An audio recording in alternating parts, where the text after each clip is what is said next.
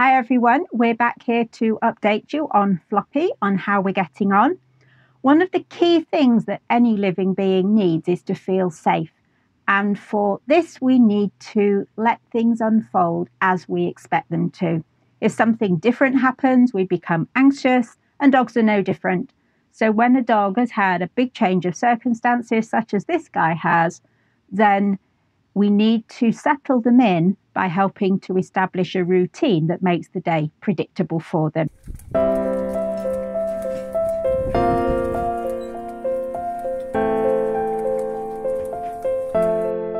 Of course, once we have established that basic routine and they're feeling more settled, we can start to take liberties with it and add more flexibility back in. But for the beginning, then routine is really important. And one of the things I find about having other dogs in the house is that they can show the newcomer the ropes. When it comes to establishing a routine for any of the dogs I've fostered over the years, my own dogs do as much to help them settle in as I do. And what we have to think about is also that having another dog who doesn't know the ropes adds certain complications which we have to address. The first of these comes at meal time. So I've got 4 dogs who knows where they're fed and in what order the meals go down, plus this one here who doesn't have a clue and is very keen to help himself to whatever's available. The first few meals were pretty chaotic until we figured out how to do this. It soon became clear that allowing Floppy access to the kitchen while meal preparation was going on was not going to work.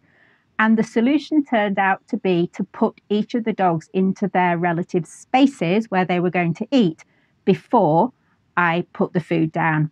In the past, I would just put them in that space as I handed out the food. And that avoided any food being stolen. And it also avoided the need for any intervention that might have upset one of the other dogs. So I do have to be aware of their sensitivities as well as this chap's issues. So moving on to walk times, with the addition of another reactive dog to the household, I'm going to now have to walk 3 times each morning. So the plan is I walk Gandalf, then I walk Floppy, and then the others go. This was a big change for all of them. Floppy needed to learn that he was going to have to wait at home while I took Gandalf out. My others would have to learn that they were going third, not second. And Gandalf had to learn that there would be a third walk. And to start with, that was quite a problem for him. Staying calm, managing the space and sticking to the routine were really important for everyone to pick up how we were going to do things now. Luckily, Floppy is not bothered by staying home alone, which was a big bonus. We did have some problem with Gandalf the first few times, who yodeled loudly when I went out for the third walk, but he's now getting the hang of that too. Our enrichment activities also proved to be interesting to deal with. Mine are very happy to share and to work together, but Floppy is definitely not compatible with our way of doing things. He's really not very interested in the kibble. He didn't get the idea that he could hunt around to find food on the floor or in amongst a snuffle mat or something, and he was obsessed with the licky mats. So his excitement got the better of him at this point, and he also went round weeing on everything, even if it still had food in it. So in the end, after a few goes, I had to separate him out, and luckily I have a gate between the garden proper and the yard, and I was able to do his own little session in the yard with a limited amount of food that he could cope with.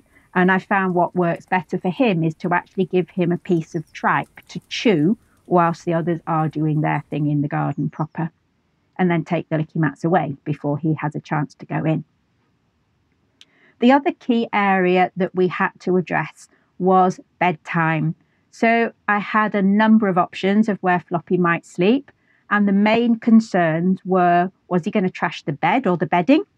Would he trash other stuff if he had access to it during the night? You know, I've got throws on chairs and things like that. Was he going to chew things?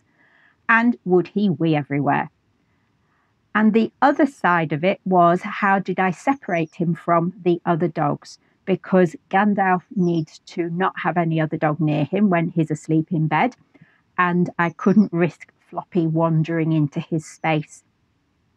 So the first night I spent on the sofa, but on day 2, I discovered that Floppy really loves being in a crate.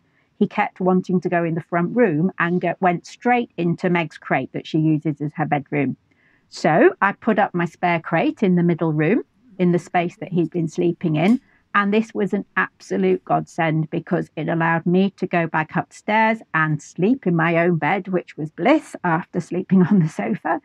And he is really, really good overnight. I don't get a peep out of him, even when Gandalf is yodeling loud enough to wake the dead in the morning when he thinks it's time I should be getting up.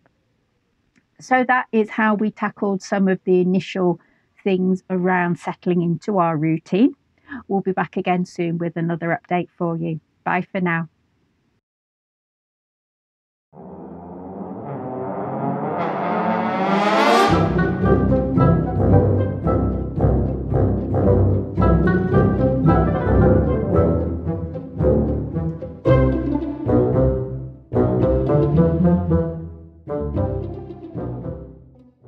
Look out for new videos every Monday, and why not subscribe so you don't miss out?